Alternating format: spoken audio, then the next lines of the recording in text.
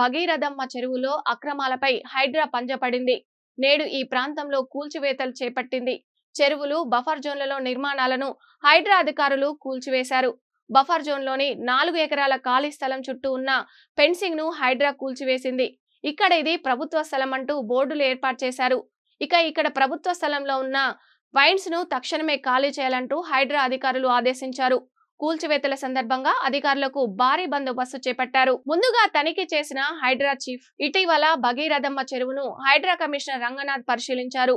భగీరథమ్మ చెరువు Nanakramguda survey number 150, 151, Rajendranagar మండలం Puppalaguda survey 450, 451లో దాదాపు 54 ఎకరాల్లో విస్తరించి ఉంది.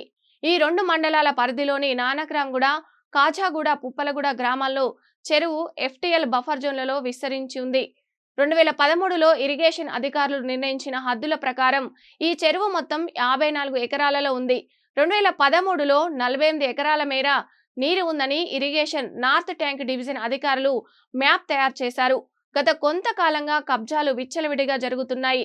చెరువును ఎండబెట్టి మరీ ఖాళీ స్థలాన్ని కబ్జా చేశారని గుర్తించారు. మొత్తం 12 ఎకరాలు ఈ చెరువును ఆక్రమణకు గురైందని హైడ్రా నిర్ధారించింది.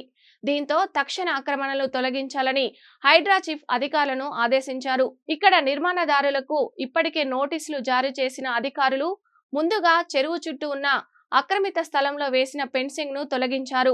అలాగే కొన్ని నిర్మాణాలను కూల్చివేశారు. మిగిలిన వారికి సమయం ఇచ్చారు. ఆలోగా అక్రమాలను తొలగించకుంటే కూల్చివేస్తామని వారికి స్పష్టం చేశారు.